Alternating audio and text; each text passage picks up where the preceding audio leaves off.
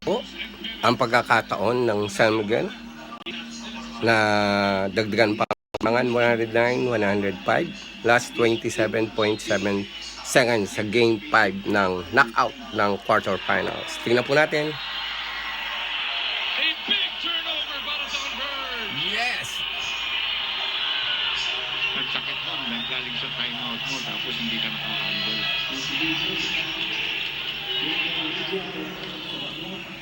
So meron pa pong 25 seconds.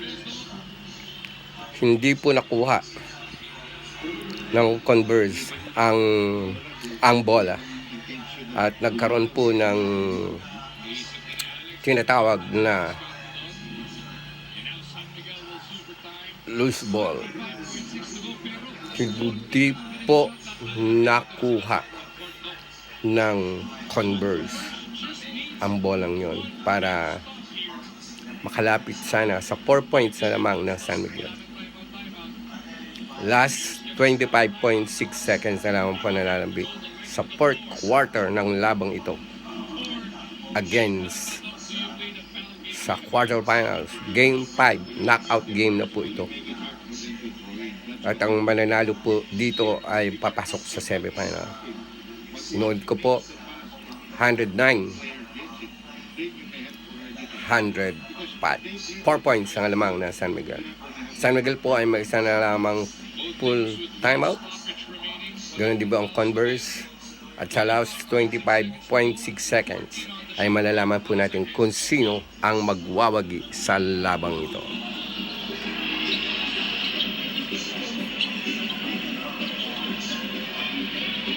Ang maglalabas si Apo? Jericho. Ang mga target niya, Marcio, Junmar, Bola po ng San Miguel. EJ, At CJ. ang nalalabing 25.6 seconds ay malaking bagay po kung ubusin nila ang oras. Not much movement.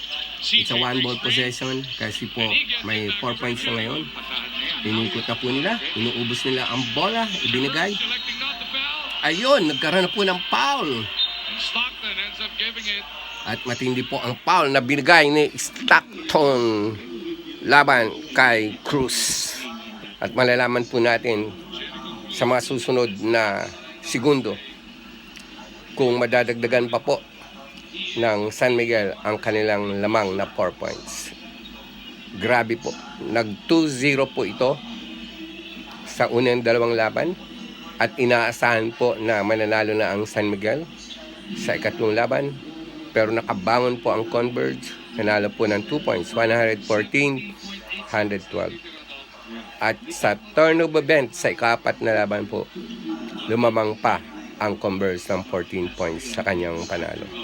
Ngayon po ay malalaman natin San Miguel na ba para sa quarter finals. Jericho missed the first. Now it's imperative that he has to make one to make it a two-possession game. Kailangan pong ma-shoot yan ni Cruz. Santos and Capablanca. 109, 105. Isang assurance basket po. Kailangang ma-shoot po ito ng Santos, San Miguel. Jones and Winston ang rebounders. 17.8 seconds na lang po And nalalag. Stockton on the wings. Tuloy po ang laban. 5-point lead. It is. Wala po. Pero, Here comes Converge. ayun na po. They need a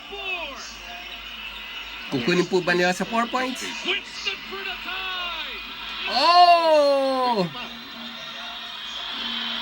but it is Jericho who took it away from Jones. And the Bears Ayun na po. will survive. Yes! Nakasurvive po ang San Miguel sa 4 na puntos na kalamangan.